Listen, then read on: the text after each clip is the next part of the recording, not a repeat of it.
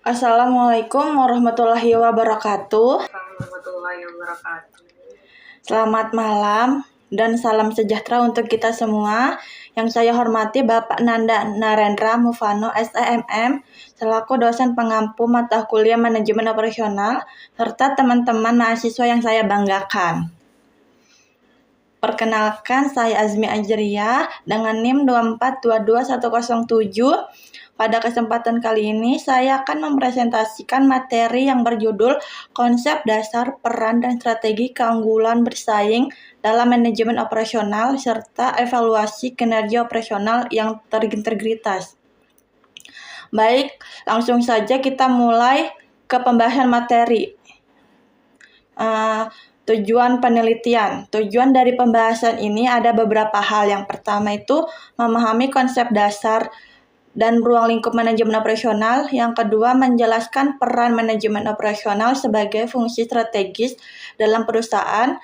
Yang ketiga, memahami strategi-strategi yang digunakan untuk menciptakan keunggulan yang bersaing. Dan yang keempat, mengintegrasikan strategi operasional dengan evaluasi kinerja sebagai alat ukur keberhasilan perusahaan. Dan yang terakhir, menerapkan konsep-konsep tersebut pada studi kasus yang nyata sehingga lebih mudah dipahami dalam praktiknya. Selanjutnya, gambaran umum materi. Pada materi ini, alur pembahasan dimulai dari konsep dasar dan peran manajemen operasional, kemudian dilanjutkan dengan strategi keunggulan bersaing, kinerja operasional perusahaan, hingga evaluasi kinerja operasional. Hubungan antar bagian ini sangat erat. Strategi operasional yang tepat akan menghasilkan keunggulan bersaing. Namun keberhasilannya melalui evaluasi kinerja yang terukur. Oleh karena itu, strategi dan evaluasi merupakan satu kesatuan dalam pengelolaan operasi yang efektif. Selanjutnya, konsep dasar manajemen operasional. Manajemen operasional adalah bidang yang berfokus pada perencanaan, perorganisasian, dan pengendalian proses perubahan input menjadi output secara efisien dan efektif. Input yang dimaksud dapat berupa bahan baku, tenaga kerja, serta modal maupun teknologi. Nah, sedangkan output itu adalah barang atau jasa yang memiliki nilai bagi pelanggan.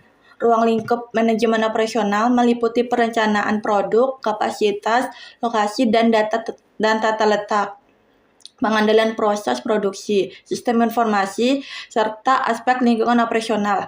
Jadi, manajemen operasional bukan hanya soal produksinya saja, tetapi juga mencakup seluruh proses penciptaan nilai bagi pelanggan. Selanjutnya, peran dan fungsi manajemen operasional. Manajemen operasional memiliki 4 fungsi utama. Yang pertama itu perencanaan, yaitu menetapkan tujuan operasi, kebijakan, dan program kerja. Yang kedua, perorganisasian, yaitu mengatur waktu, struktur organisasi, sumber daya, pembagian, dan wewenang. Yang ketiga, pengarahan dan koordinasi, yaitu memastikan proses produksi berjalan sesuai rencana. Dan yang keempat itu pengendalian, yaitu mengawasi kualitas biaya serta ketepatan proses. Dalam perusahaan modern, manajemen operasional bukan fungsi strategi yang sejajar dengan pemasaran, dengan keuangan karena secara langsung menentukan efisiensi, produktivitas, dan daya saing perusahaan. Selanjutnya,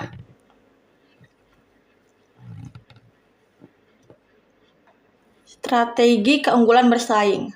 Terdapat 3 strategi utama untuk mencapai keunggulan bersaing. Pertama, strategi diferensiasi, yaitu menciptakan produk atau layanan yang unik dan sulit ditiru oleh pesaing. Misalnya perusahaan menghadirkan inovasi produk atau pelayanan yang berbeda dari kompetitor. Yang kedua itu strategi biaya rendah atau cost leadership, yaitu menekan biaya produksi tanpa mengurangi kualitas hingga perusahaan dapat menawarkan harga yang lebih kompetitif. Yang ketiga, strategi respon, yaitu kemampuan perusahaan untuk merespon kebutuhan pasar dengan cepat, fleksibel, dan tepat waktu. Dengan demikian, strategi operasional ini menjadi penghubung antara aktivitas operasional sehari-hari dengan tujuan strategis perusahaan secara keseluruhan. Selanjutnya, konsep dasar evaluasi kinerja operasional. Evaluasi kinerja operasional merupakan proses sistematis untuk menilai apakah kegiatan operasional telah berjalan dengan efektif, efisien, dan ekonomis. Terdapat konsep 3E yang menjadi dasar evaluasi, yaitu efektivitas, efisiensi, dan ekonomisasi. Efektivitas berkaitan dengan pencapaian tujuan perusahaan, efisiensi berkaitan dengan penggunaan sumber daya secara optimal, sedangkan ekonomisasi berkaitan dengan kemampuan memperoleh input dengan biaya yang hemat tanpa mengurangi kualitas. Nah, ketiga aspek ini sangat penting untuk mengetahui keberhasilan strategi yang telah diterapkan oleh perusahaan. Selanjutnya, indikator KPI evaluasi kinerja.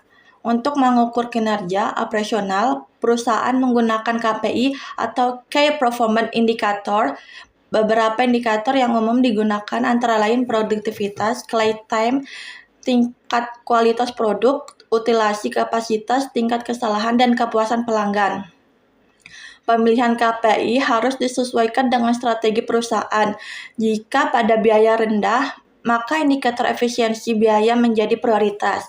Namun jika fokus pada revitalisasi, maka kepuasan pelanggan dan loyalitas menjadi ukuran utama. Selanjutnya,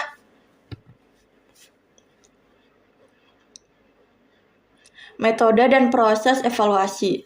Proses evaluasi kinerja operasional terdiri beberapa tahapan. Tahapan pertama adalah pengumpulan data operasional. Yang kedua adalah analisis terhadap KPI yang telah ditetapkan. Dan yang ketiga menggunakan balance score untuk melihat kinerja perusahaan secara menyeluruh. Dan tahapan terakhir adalah penyusunan rekomendasi perbaikan berdasarkan hasil evaluasi. Melalui proses ini, perusahaan dapat melakukan perbaikan secara berkelanjutan dan meningkatkan daya saingnya. Selanjutnya itu ada integritas materi.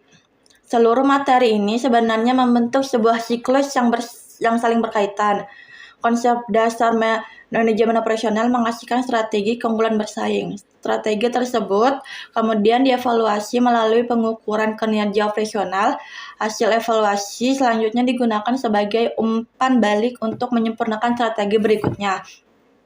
Nah, dengan demikian, strategi tanpa evaluasi hanya menjadi rencana di atas kertas saja, sedangkan evaluasi tanpa strategi tak memiliki arah yang jelas. Keduanya harus berjalan secara bersamaan agar perusahaan mampu mempertahankan keunggulan secara berkelanjutan. Selanjutnya itu ada studi kasus. Nah, pada studi kasus ini, sebuah perusahaan manufaktur menghadapi persaingan yang sangat ketat.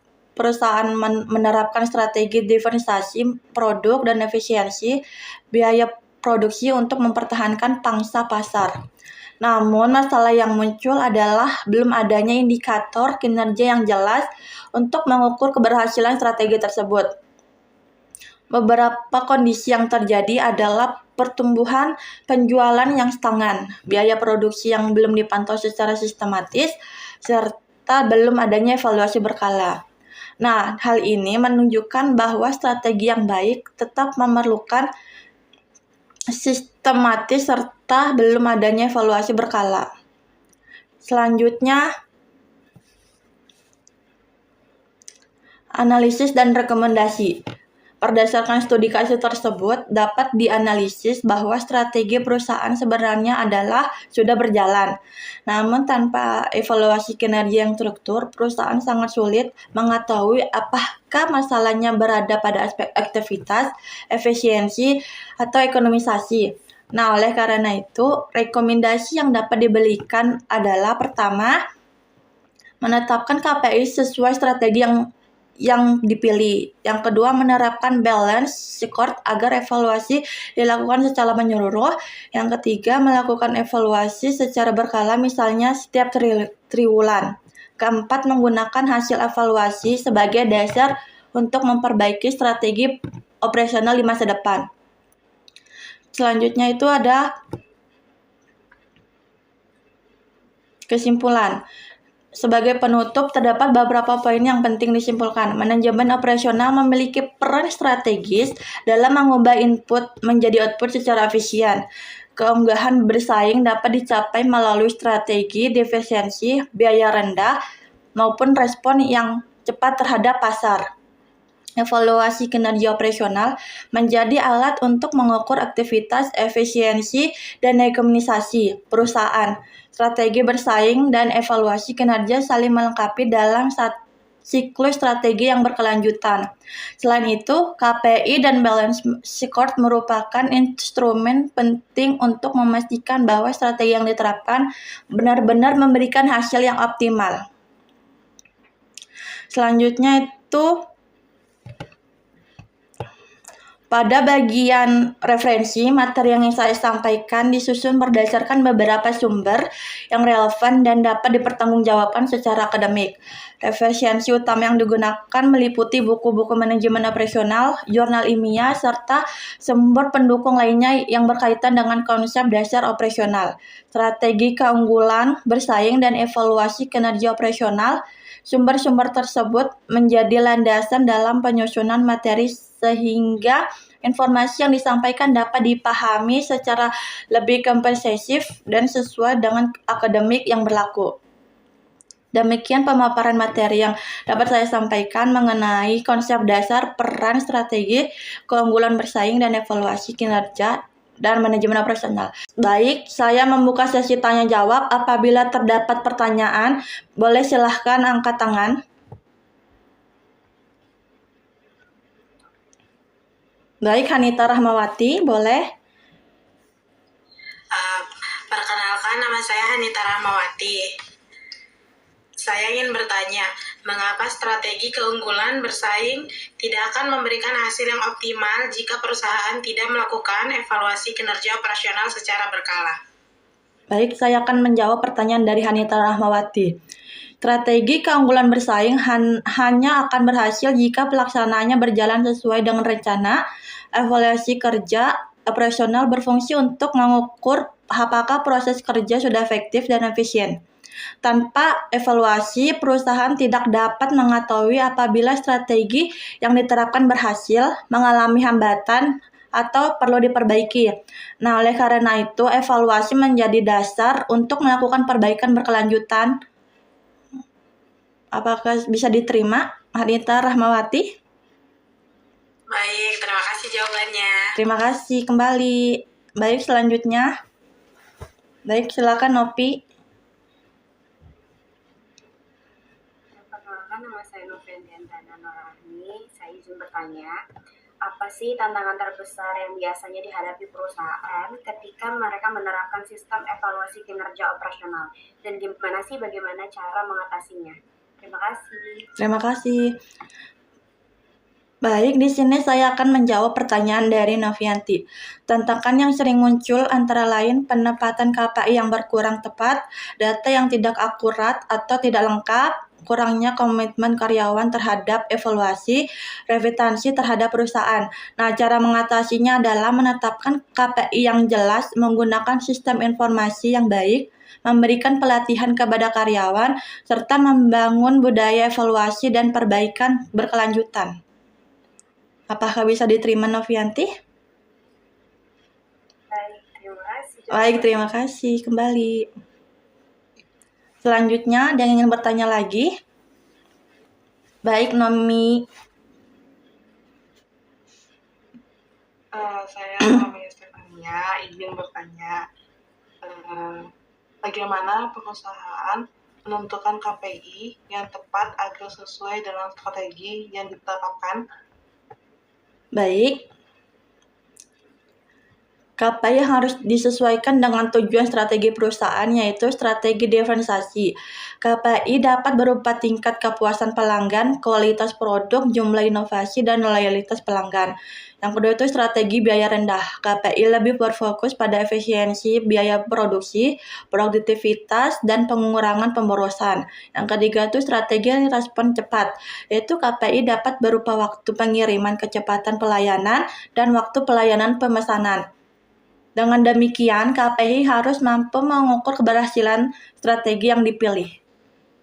Apakah bisa diterima, Nomi? Oke, terima kasih jawabannya. Terima kasih kembali. Makasih semua atas pertanyaannya. Mohon maaf kalau ada salah-salah kata. Assalamualaikum warahmatullahi wabarakatuh.